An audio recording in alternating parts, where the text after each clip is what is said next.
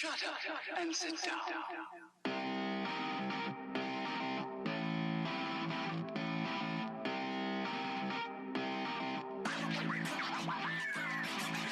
Vegas Rock Dog Radio. Heads, people, pop culture. Let's bring on the host, Sam, the queen of rock and roll dogs.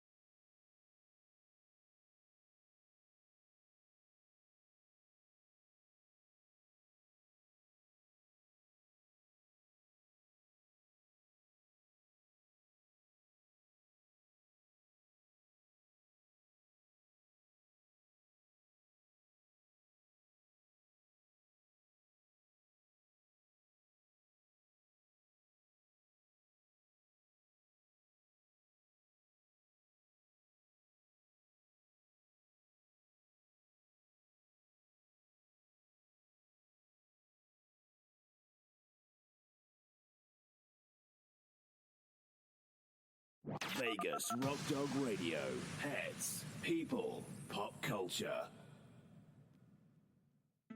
Welcome to Barking Dogs Self-Wash and Grooming, your one-stop shop for all of your pet's needs. We offer premium natural pet foods, full-service grooming, and an on-site bakery and boutique. You can choose to self-wash your dog or schedule a luxury pampering with our professional groomers. Our new Cool Cat section offers feline food, toys, bedding, and litter, while the adventurous dog department has everything you need for your outdoor activities. Cody's Healing Garden is a special place featuring flower, aromatherapy, and herbal remedies for pets. Ask us about Karma Connection, our program supporting animal rescue. Find us at barkingdogslv.com and look for us on Facebook and Twitter. We look forward to seeing you at Barking Dogs Self-Wash and Grooming.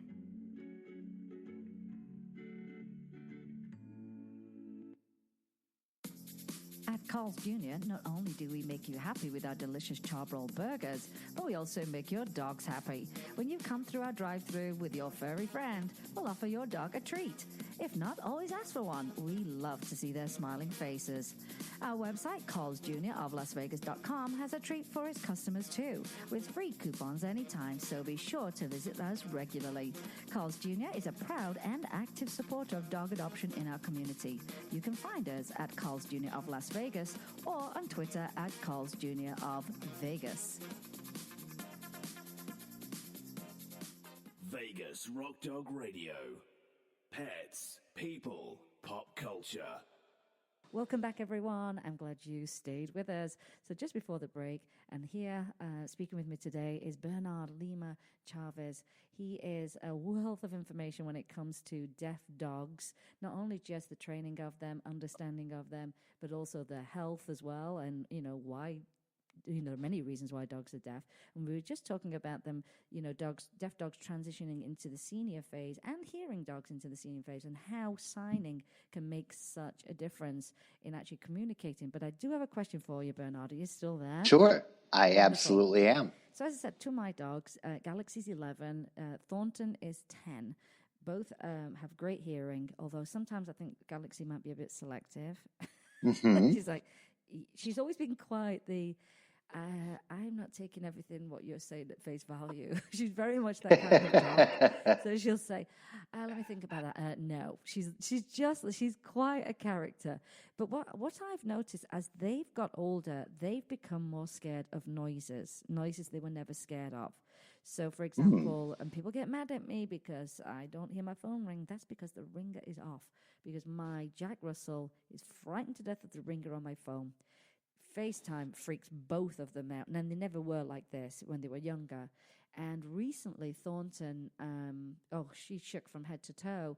Jim was preparing some of his sheet music in a binder that has one of those snap clips things that makes a lot of noise. Mm-hmm. And she jumped on my lap. I didn't know at first. I'm like, something scared her to death. And Jim sat next to me putting his music together and clipping and unclipping this binder and shuffling paper. And it absolutely terrified her. So obviously I sent Jim away. Get in the studio. Yeah. Get away. Go away. I got to this music. I'm like, no, she's scared. So off he went. And so that's something that I've noticed in them as they've got older. And obviously a deaf dog can't hear. What kind of signs do they exhibit as they get older if noise is not one of them? What kind of things do you see? Do you see just maybe a change in confidence or anything like that, or just nothing? Because noise seems to be a big thing for my lot right now. Yeah, and with your dogs, it could be a lot of things, but one thing that it could be is the beginnings of hearing loss, and they're not necessarily able to associate that sound with something they're familiar or isolate where it's coming from. That's one possibility of many. And in terms of deaf dogs that are becoming senior dogs, I would say just any of the other things that senior dogs are prone to, they're prone to, except they've already lost their hearing or never had it. So it could be vision, it could be, osteoarthritis, it could be any number of other things. I tend to think of deaf dogs in a hierarchy, and I learned this from Christina Lee from Deaf Dogs Rock. Mm-hmm. First and foremost, when you're dealing with a deaf dog, you're dealing with a dog. So Yeah. everything that goes along with being a dog and their behavior and how they live the world and interpret the world and experience the world. First of all, it's the dog. Second, it's the breed. So you're going to have, unique breed specific behaviors. I've got bully dogs, so they eat rocks, they roll in the mud. They're always like, wrestling, they're pibbling. It's awesome. I love it. But other dogs, different breeds would have different types of behaviors or prone to certain medical conditions. And third, there's the deafness. And so a deaf dog that gets older, it's really just goes back to being that deaf dog and being that dog and being that breed. I don't think, I mean, I guess if they have some hearing, that hearing could be further diminished as they get older. I see. It just really depends on each dog, I think. Now, we're going to lighten the mood a little bit. So, what are the advantages of a dog being deaf? There's a lot, especially with a deaf puppy. Okay, see, this is the thing about puppies. Puppies are great, but they're an awful lot of work. They are. And I did 4 straight years of puppies. I got one dog, it was a puppy. I got it to be an adult. I then brought home another puppy. So I did this for 4 years. Like every time I got one to be an adult, like with an adult brain, and was no longer, like eating the remote control. Yes. But I'm also kind of cranky in the morning. So when I wake up, I get up very early and I want my coffee and I want quiet time. With a deaf dog, they don't hear you get up. So you don't have to deal with them right away. Like I don't have to deal with getting them outside and all of that. Whereas with a hearing puppy, you really do, because the minute you wake up, they are ready to go. They are. This morning, I just, we didn't get in bed till super late, or early this morning as it was. And then I could hear Mr. Twix. I thought, he's shuffling around. Next thing you know, he's launched himself onto me on the bed. I mean, plopped right on me. The first thing I do, Bernard, you're going to laugh, is I protect my boobs from him. Because he sure wants to... Probably a good thing. He wants to jump all over them in the morning. So I hear him moving. I'm like, okay, cross my arms over my chest, and I'm sure lots of people will relate to that. Or other bits and pieces. Yes. Because they don't care. They just want to get on bed and jump on top of you. But yeah, I have intentions sometimes, which is, I'm the same as you, Bernard. I love to be very sociable with people, and I'm very, very, very chatty. But in the morning, don't talk to me at all. And I have these intentions. I lay in bed and I'll get up, I'll make a coffee, I'll sit on the patio, check my emails. No, it's dictated by the dogs who can hear me move in the morning. You're right. You're right. That's a great benefit. And there's other ones. Like I don't worry about like fireworks with my deaf dogs. I mean, I have one of my hearing dogs. He was very much abused as a puppy, and so he has a lot of anxiety around fireworks. So he gets herbal supplements, like when we're leading up to events where there's going to be a lot of fireworks. Nice. And you form they become very. I find deaf dogs become very attached to their person, and I have one dog that's really kind of bonded with me. The second deaf dog is bonded more with Omar. I mean, they're bonded with both of us. But I mean, Edison has picked me and Foster has picked Omar. And they're very intimate. They're very touch. They like touch. And so they won't just follow. They'll want to be on the couch, but they'll want to be next to you. Even if it's just like a paw or just a slight brush, they like the constant touch and being connected with people or the person that they feel most comfortable with. And that's a wonderful thing. Yeah, I can't think of anything more lovely than that. It's a wonderful thing. That's amazing.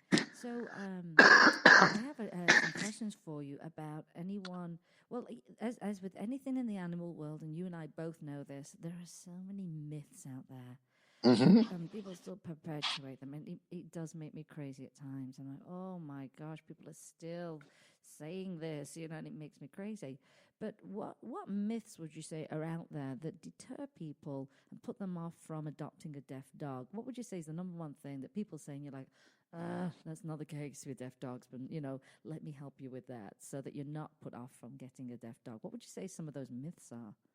I think there's a couple. I think the first thing that frightens people about adopting a deaf dog is they don't know how to communicate, and it scares them.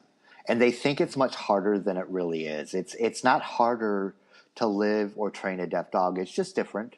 That's one. Some myths would be that they're aggressive, and they're not. I mean, some individual dogs may be based on life experiences, those sorts of things. Yeah. That deaf dogs are stupid and can't learn. Oh, One thing that's always disturbing is, when I worked in the shelter, there were many times people would surrender a dog and they say, well, I just can't take him anymore because, he's a year and a half and he's big and he's untrained and he doesn't listen and he's a bad dog. Oh. And within 5 minutes of, medically assessing and caring for this animal and getting him ready, I realized the dog was deaf. The dog wasn't a bad dog. The dog Right. didn't learn any training because the dog couldn't hear. And it go back to people not understanding that dogs can be deaf. Right. Those are a couple of myths that I think really stand out. And people are, when I have conversations with people, they're always amazed that my dogs are deaf, and they're always amazed at how much they learn and how Yeah. calm and well behaved they are. That's it. It's those myths that do put people off. I mean, like a three-legged dog, or like a friend of mine, her dog has no eyes. And a lot of people. He came to. Is that Odie's eyes? Yes, I hung out with him yesterday. Oh, did you? Yeah, it's funny because Alicia, his mom, we were friends on social media. She didn't live here, and then she went to Blow Paws in Vegas, which was so much fun. And then she was like, "I like it here. I'm going to move out here." So she actually moved not far from where I live. And so yesterday, Oh, that's wonderful. We had a little get together yesterday, and he'd just come from the groomers. He's known for the feather in the hair. He always has a feather. Oh gosh. Some glitter on the feather. But then he had some, I call it bum bling. It was like Yeah. a little stick-on little like butt tattoo that was all blinged out. He is a funny dog. I posted the cutest picture of his hair yesterday, and he looked like Hamilton, George Hamilton. Oh yeah, that's awesome. That's awesome. Yeah. Yeah, I follow Odie's Eyes on Instagram, and I don't know Alicia, but Oh, you'd love her. I'd like to meet her and have a conversation with her because I think she's doing amazing work, and Odie is such an awesome dog. He is. He came to her with eyes, but he was in so much pain with those eyes, and couldn't see, and it was just he transformed once those eyes were gone. He could start to live, without those eyes, and that's why she does his hair in those cute styles and stuff. Yeah. She had like the comb over the other day. Then she had like I think she called it a side man pony the other day. So she's funny how it's funny. Yeah. The posts are funny. I like Yeah. the stories are told through the hashtags. Yeah. That's what I really, really like. And she's done amazing. I'm so glad she moved here because we have become great friends and, get to hang out. And he's quite the dog. And everybody comes up to him. And we had a lot of people yesterday come up to us at the coffee shop. And she's like, here's a card and here's a little pin badge. And like, find him on Instagram. Oh, we love him. Yeah, Odie's great. Love Odie. But they train in a certain way, and they Probably do not harp on the fact that he has no eyes at all. No, it's not a disability. It's just adapting. The is dogs adapting. adapt very well. I mean, I saw this many times in when I was practicing as a technician. Dogs that had like a leg amputation, or they don't. Dogs do not have pity parties. They do not take to their bed like Scarlett O'Hara. Like they just get up and they adapt and they move on. They just they're not like me. Like I have to go have a little pity party in my bed for a while. But dogs don't do that. They just get up and they just figure they adapt. So they do. Like you said, they don't have a pity party. It's more us that get stuck, isn't it? Mm-hmm. We get really on all of these issues. It's all about obviously we're humans, so we're viewing it from our perspective. So it's harder for us, whether it's deafness or blindness or both. I mean, you see that a lot with people that are irresponsibly breeding like double merles together.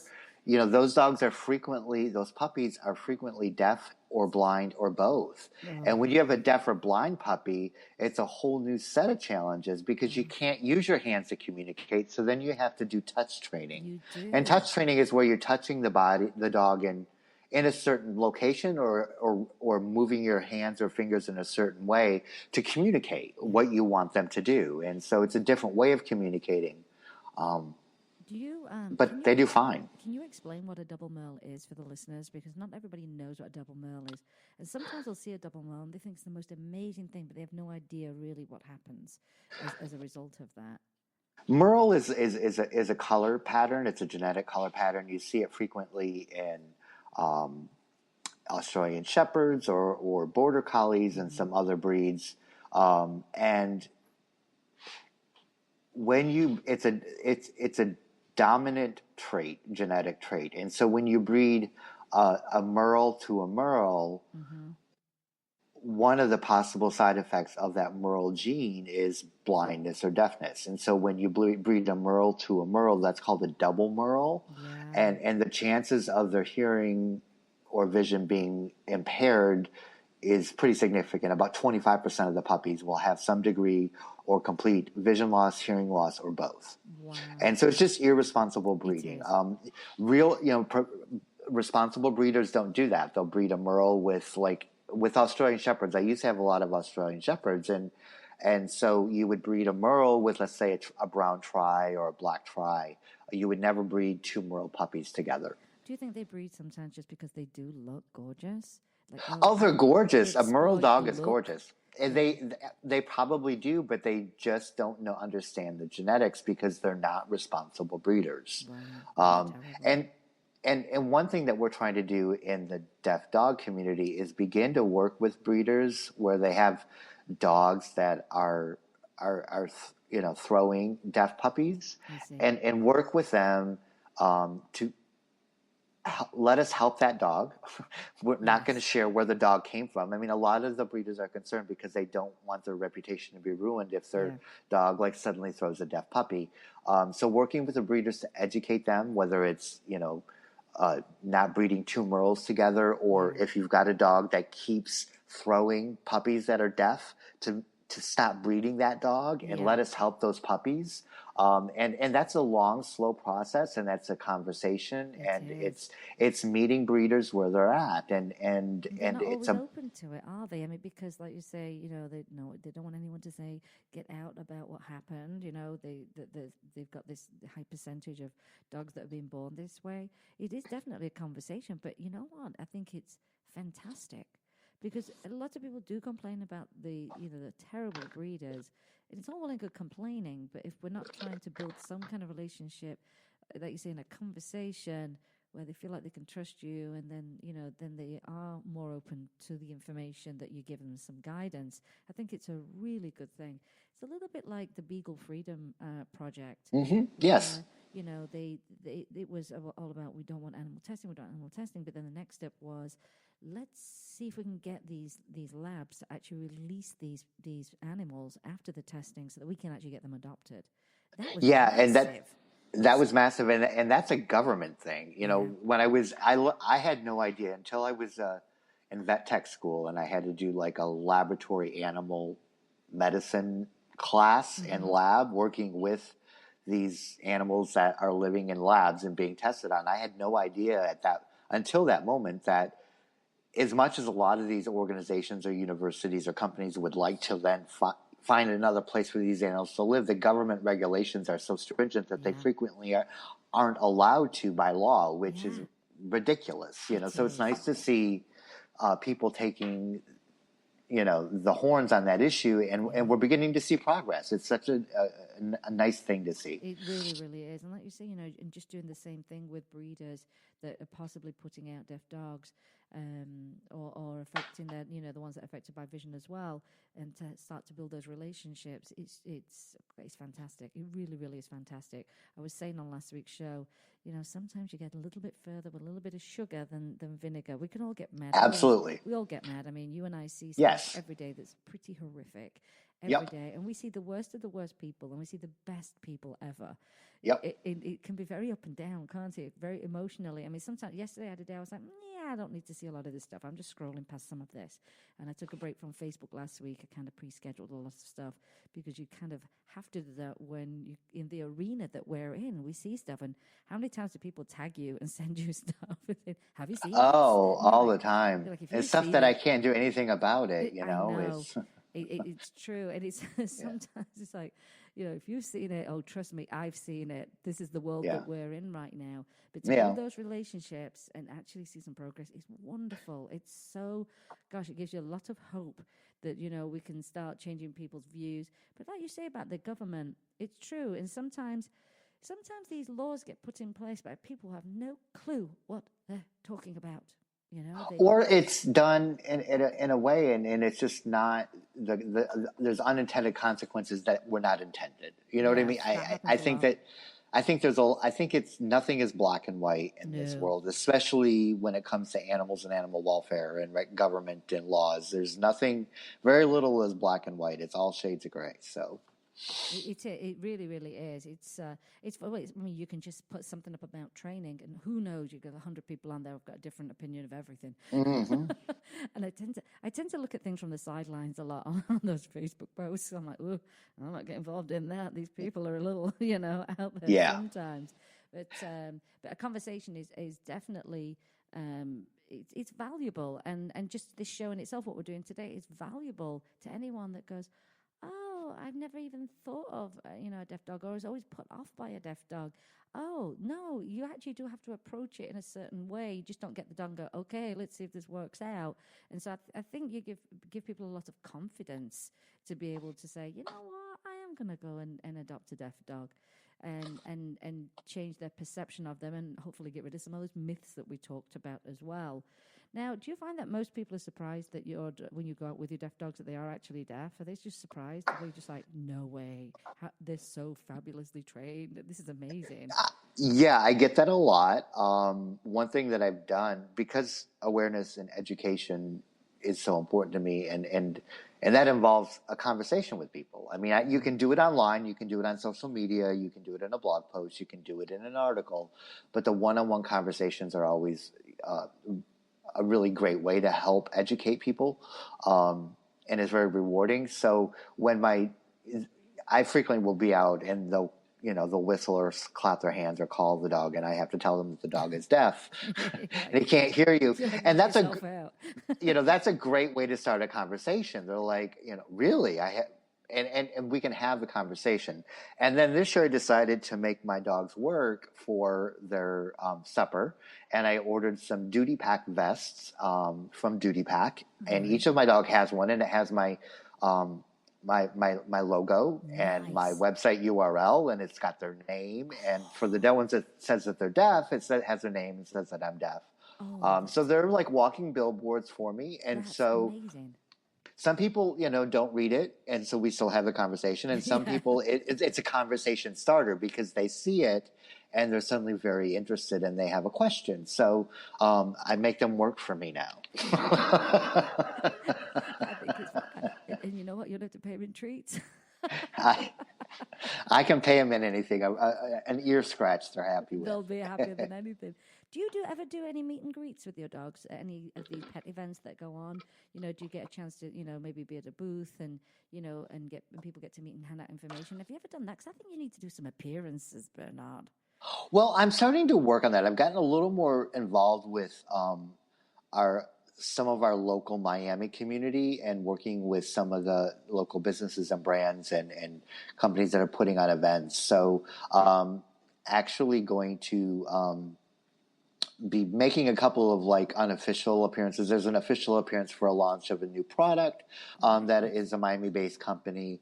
And so I'm working more towards that as Edison has become a little more well-known in the Miami area, certainly more well-known than I am. They always get more famous than us, always. They're the ones that get endorsements. and that's the way it should be. Like this is all about Edison. When I started my blog, it was a hobby, and it was a way that I could keep my promise to Edison to help his people Oh, any way that I could. So it's all about him. That's why the blog is Dog and His and his Boy. I boy. mean, But you know, it's about Dog. You you know, you I'm just the people. I'm just behind the scene. you totally fulfilled that because it's no longer a hobby. I know that for sure. You've written for Victoria Stilwell, correct? Yes, I write for Victoria Stilwell. I've written for Huffington Post. I That's write it. regularly for Pet MD now. Oh my gosh! Uh, Congratulations, that's Thank you. brilliant. Yeah. You see, so gosh, isn't it? I love those kind of stories where someone says, I did this out of a passion, or it was something I really liked and it was a hobby, and then you're like, wow, look what this blew up into. This is massive. And you know what? Yeah. You're one of the few guys that are actually in like the pet blogging world. I think you're Yeah. the only Yeah. guy I know. There's not a, and what's interesting about that is that there's like the male lifestyle bloggers, like dad bloggers, like are really like coming into their own. They're really Uh-huh. developing like a niche and they're really starting to be successful. And so I'm hoping that men will begin to share their experiences and their life Yeah. with their dogs or their cats or their gerbils or their birds, whatever their pets are, Yeah. in the pet space, because men have a different perspective and a different, Yeah. different relationships, and I think that male voice is really important. I do. I hope it grows. But isn't it nice kind of being the only one, though? Well, I'm not the only one. There's a couple of other ones that I really like, but yeah, there's not quite as many as I would like to see. But Yeah. that's okay. It's a That's little bit, okay. it's a little bit like the world of rescue as well. It's a very high percentage of women, Yes. and not a lot of men. And I'd love to see a lot more men in animal rescue. I think Well, that. and I think that's changed. I mean, you even see that within the veterinary community. I mean, the vast majority of, well, I'm pulling numbers out. I'm making numbers up here. You see a much higher percentage of female veterinarians coming out of vet school and working now than you ever used Mm, to see of men. And it's, people have asked me about that. I'm like, I don't really know why. I'm wondering if there's a level of, because there's a nurturing component yeah, and a caretaking component, and women are raised differently than men are in this yeah, culture, and men aren't raised necessarily to be nurturing or to be yeah. caretakers or caregivers, I guess is a better way to put it. It's quite exciting to see these shifts happening. I was at the vet this week with Galaxy, and I have a holistic vet. She's fantastic, fantastic on nutrition. And so I was talking to the girl at the front desk, and she said, I said, we were talking about nutrition itself and how people are really focusing on it now, realizing that, real food is good for your Hmm. pets if you do it the right way. And I said, yeah, there's a shift. And she went, yes. She says, I see it. She says, of course, I work in a veterinary office. She says, there's a massive shift. She says, I've got more and Hmm. more clients coming in and saying, can you tell me about coconut oil? Can you tell me about this? Yep. Is this good for my dog? Is this good for my cat? So Yep. I think there's a nice big move happening, and I love it. I like to see when there's a shift for the better, and people embracing, the fact that our pets, their nutrition is as important as our own. Which in my case, mine eat better than we do anyway. Right. They're healthier than us too. And I love to see these shifts. And like you see the shift in the veterinarian world where now we're seeing more women in this. It's great. I just love to see. I mean, it shows that we're not stuck. We're not stuck. Right. We're moving forward. We're learning more. I mean, there was never much research into animals, really, in all honesty, for many, many, many, many years. And now they're studying, like, say, the language, and do they understand what we say? I think it's brilliant. It's like, yay, we're focusing on, on animals. And I really, really enjoyed to see those changes. It's awesome to see, not only like the effort and the development of like pet products, whether that's food or toys or Yeah, medication or medical approaches, yeah. embracing more holistic natural things, the Hmm. research that's being done. Last year I discovered a an academic PhD who's actually studying deaf dogs. Oh, you're kidding. And I've had a couple conversations with her. We did a blog post about myths about deaf dogs and pulling from a study that she published. I've had some conversations with her around touch training because she also works with blind and deaf dogs. And so I've been learning some stuff from her about touch training so I can share some more information about that. That's So it is, I amazing. mean, you're seeing it across the board, whatever, part of the pet segment it is, there's progress being made, and it's awesome. Well, I think that they're also recognizing that we all love animals, and more people are getting cats and dogs and, ferrets and what have you. They're not going away. We like them in our No. lives. We like them as part of Yes. our family. So why not study them so that we can understand them better, so we can do better by them? That's what I really like Absolutely. about all this new research. Now, you've been doing you've had quite the summer, and I tell you something, what you did this summer really, really appealed to me, because there's nothing better than great-looking dogs and fantastic street art, and you put it together. There's nothing better than that. So you've had a summer of street art. Now, is it with Edison that you've done most of your photographs with? Yes, I do most of the photographs with Edison, and I'm obsessed with deaf dogs, but I'm also obsessed with street art. It just so appealed to me. I've just really enjoyed seeing those photographs. And I think it needs to become something else. It's if you look, I'm not an art history person, but I read a few articles about how post-graffiti street art is one of the most important current developments in the art world.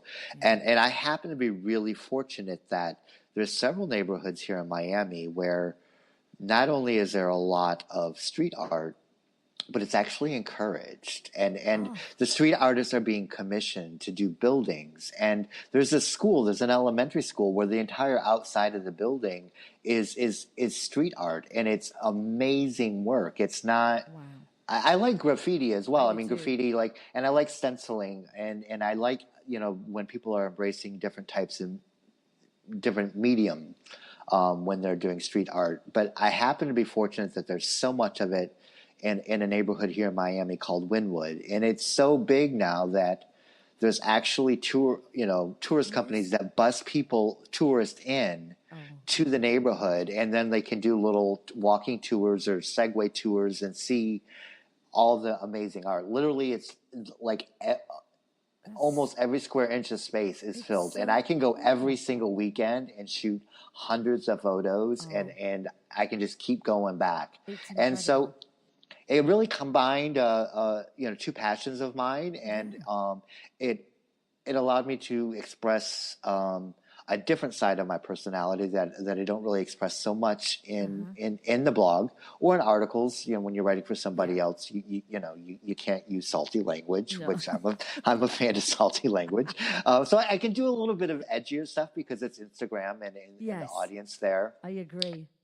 And it's been amazing. I've gotten such a great response. I'm proud of it. I'm excited to see where it's going to go. I would love to figure out a way to do a road trip to some other cities, and if I could find a sponsor that would you need a car sponsor.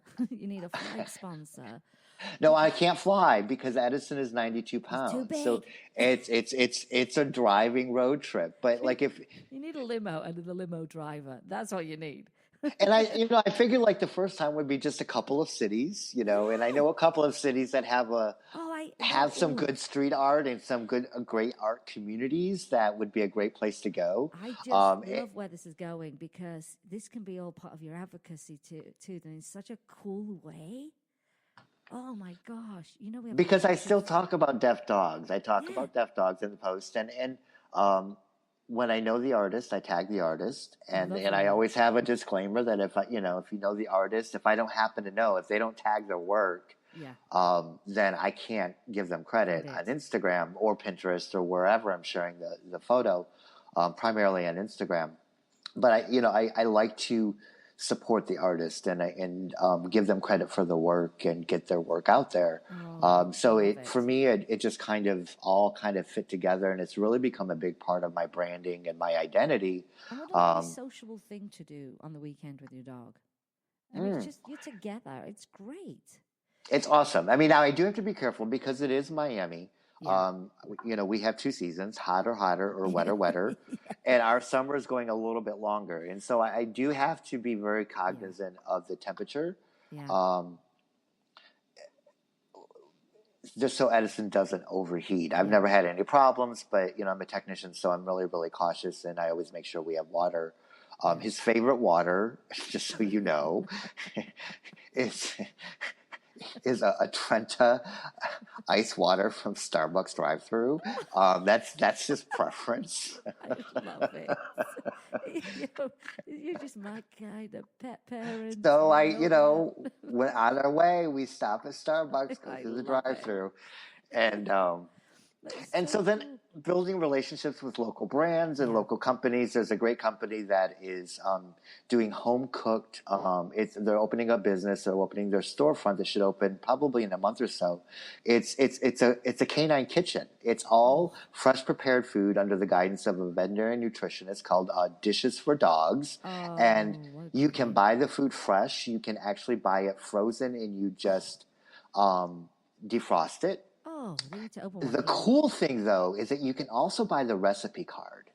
So they're Nice. not trying to keep it. So they will sell you the recipe card with the vitamin and mineral packet Oh, that goes with it.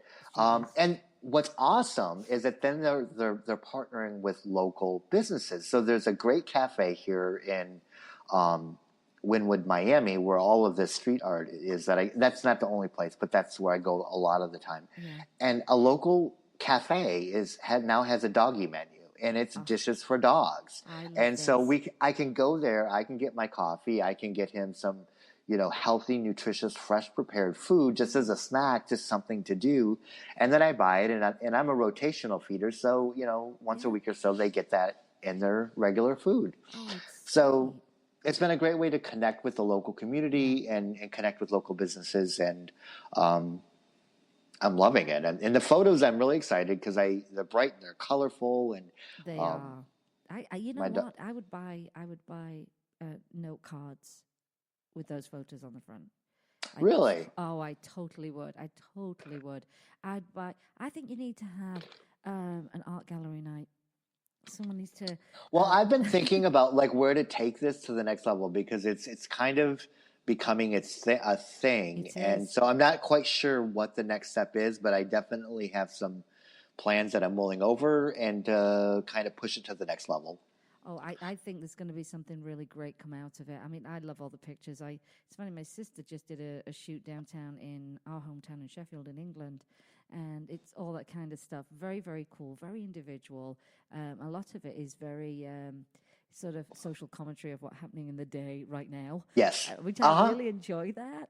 And you know who else has a great street art thing? And I wish we'd have had this conversation before. Blog pause last year, but Nashville. Nashville has Yes, some amazing street they art, and do. it's a proper. I think it's a city paid program where they Yeah, feature the artists, and I love it. yeah, I just really it's, love it. I mean, street art is really moved beyond. If people are not familiar, obviously you can check out my Instagram account, Dog and His Boy, on Instagram at Yeah, Dog and His Boy. I would love it because you'll begin to see it's true art. It's not yeah, just, stenciling is great. I love stenciling. And I had a little idea last night about how I could promote myself with some stenciling. yeah. Um, excuse me. But it's true art. And it's not related to deaf dogs, but I just took a trip to Paris for 2 weeks. I love Paris. You're so I can't take fancy. my dogs because they can't fly, Yes, or they yeah. can fly in cargo and they don't fly cargo. They don't. Yeah, exactly. There is an incredible amount of street art in Paris, and they're really using all sorts of mediums. They're using paint, they're stenciling, but they're doing glass mosaic, they're Oh, using glitter, they're using wheat oh, pasting, they're doing plaster work, they're attaching objects to buildings. wow. It's awesome. Like I have so many photographs Oh, from Paris. I'm actually considering like starting like a companion Instagram account where it's featuring just the street art, because even when I'm shooting Edison or Foster here in Miami, oftentimes I can't get all of the work in the shot in the photo, or it's I a see. high photo that's higher up on the building and I can't get the dog in it. And Yes. so another way just to kind of support my interest in street art and support the artist. Oh, I think this is I'm going to thinking go. about it. I think it's going to go really, really far Gosh, you know what? Isn't it great that we got to cover so many things today? It's been We really did. good. We talked a lot of stuff. Now, we've talked about, of course, this is a great week to celebrate, deaf dogs. But, of course, anyone that's running a rescue, any rescue, we all know it's difficult, if the finances don't come in. So where can people donate to deaf dogs so they can continue the great work that they do, some of these rescues? What's your favorite? My favorite is Deaf Dogs Rock. It's a national not-for-profit started by Christina and Chris Lee. They are a 501c3. They do a lot of different things. They sponsor dogs from shelters or bad home situations that are facing euthanasia in the shelter, into private rescues or shelters that do not euthanize for time or space. That's great. I don't use the term no kill, but that's essentially what I mean by shelters that don't euthanize for time or space. They support transport programs to get dogs from one part of the country to the next part of the country. They'll pay for medical care. They have paid for training. They do a lot of educational work. It's just an amazing organization, and it is a 501c3. So your money is being used in a responsible way to help as many deaf dogs as possible. They also have a great catalog of deaf dogs that are available for adoption throughout the country. And so there's photos, there's information, there's contact information, and they will be involved in the process. I mean, at least to make initial contact sometimes. I mean, they're there to support deaf dogs and pet parents any way they can. Is it deafdogsrock.com? Yes, ma'am. Deafdogsrock.com. I did see yesterday on the Facebook page, and I have 2 of them because Christine made them for me, these amazing necklaces, and I know she's selling them as part of Deaf Dog Awareness Week. So everybody hop on over to their Facebook page. You'll see them. You'll want one. And I think she has a limited amount. So, we want to help them in a great way, and you'll end up with a really fantastic necklace.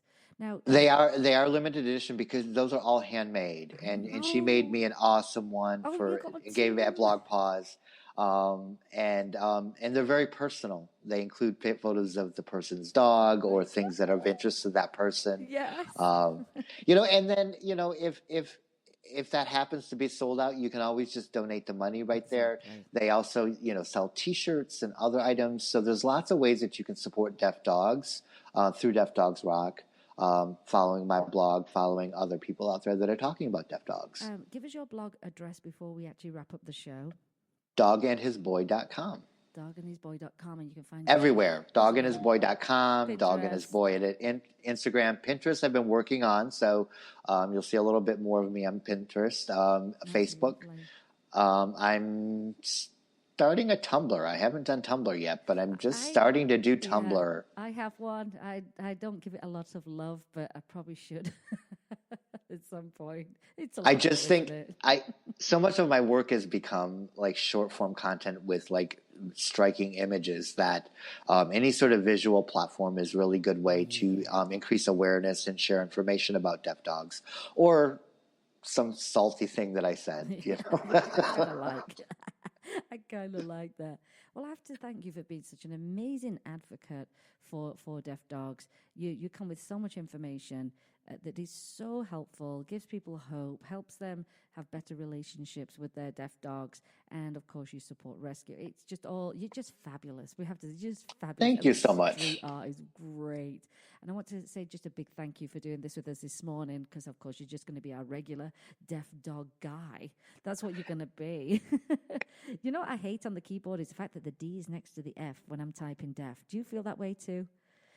Yeah, because deaf can easily become a different word. It can, and I hit that so many times, putting stuff together for the show. Yeah. But deaf dogs do rock, and anyone that you listen in, definitely go over to the Instagram account and see those amazing pictures and follow and see what happened next, and look out for the tour.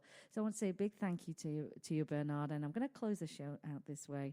And it is, remember, you can help an animal in need, either rescue, adopt, donate, volunteer, or share their information. Rescue your next family member. Replace the word shop with adopt, and be kind to all animals. Big thank you, Bernard. It's been a great interview. It's been just a great morning, I have to say. It's been awesome. I'm super excited. Thank you for having me. Thank you so much. And everybody else, it's Deaf Dog Awareness Week. Get involved in any way you can.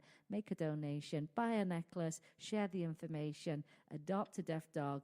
And we thank you for that. It's a great, great week to celebrate deaf dogs. I want to thank Jim, my producer. Big thanks to Bernard, all the way from Miami. That's also fancy. And to you, the listeners, for being a part of the show every single week. Today, you've been listening to Vegas Rock Dog Radio, what it is all about, our lovely pets, people, and pop culture. I'm your host, Sam, the queen of rock and roll dogs, and always kiss your pets. Good morning and good night. I'll see you all next time. Bye, everyone. Vegas Rock Dog Radio. Pets, people, pop culture. Vegas Rock Dog Radio. Pets, people, pop culture.